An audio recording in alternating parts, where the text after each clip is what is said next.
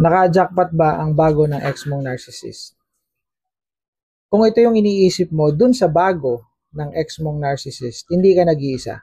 Madami kayo. Ito yung nakikita nyo, ito yung nararamdaman nyo, at ito ay common sa mga nabiktima ng mga narcissist. Bakit ganito yung nangyayari? Doon muna tayo sa mga tao sa paligid nyo. Yung mga kaibigan nyo, no, yung mga friends nyo sa Facebook. Kapag nakita nila yung bago ng ex mo, iisipin talaga nila na naka-jackpot. Kasi yung mga ipinakikita ay parang fairy tale, parang love story, parang Netflix yung datingan, no? Na may mga flowers, no? May mga chocolate tapos luluhod, no?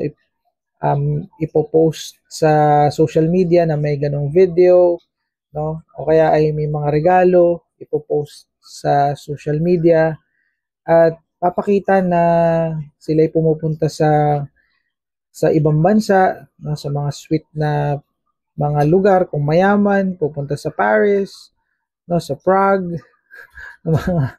mga matitinding lugar na kung saan romantic. So, pag nakita yon ng mga tao na, aba, nakarating sa ibang bansa itong dalawang ito, ay napakaswerte noong bagong girlfriend or bagong boyfriend nitong si ganito. At dadating sa point na, dahil sa pangyayari yun, iniisip mo na talagang swerte nga yung bago nung ex mong narcissist. Well, yun ay talagang mangyayari at gagawin ng ex mong narcissist. Ang tawag doon love bombing. No, nila-love bombing yung bago niya. So, pagkatapos yung i-love bombing o yung papakitaan ng mga sweet na o ititreat na parang reyna, parang hari, no? Parang fairy tale yung datingan eh. Ganun muna yung gagawin.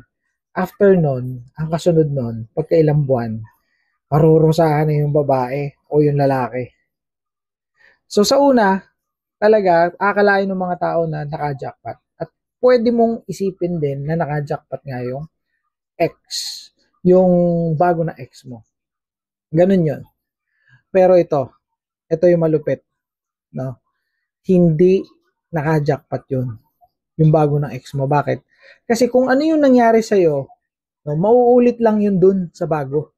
Kasi narcissist siya eh. So kung ano yung na-experience mo na abuse, may experience din yun nung bago niya. And dadating sa point na yung bago niya ay mabe-burn out na din, no? Ma-abuse na din, no? At marami pang ibang mga kung ano-anong trauma ang mangyayari doon sa bago. So ngayon wala pa 'yon, hindi pa na-experience ng bago niya. Nasa honeymoon stage para ang datingan nila eh. Parang ganun, parang sa bagong kasal, nasa honeymoon stage. So, kung i-analyze mo, hindi naka-jackpot yung bago ng ex mo. Kaya huwag kang manghihinayang, huwag kang magseselos, hayaan mo lang, bahala na sila. Kung minumura ka ng ex ng yung bago ng ex mo, kasi may mga ganun eh, no? Binumura ka, no? Sinasabihan ka ng kung ano-ano kasi iniisip nung bago ng ex mo na naghahabol ka, mga ganun, o kaya pinagseselos ka, at maraming ibang mga kung ano-ano na nangyayari. No? Iniinggit ka nung bago, pabayaan mo. Pabayaan mo.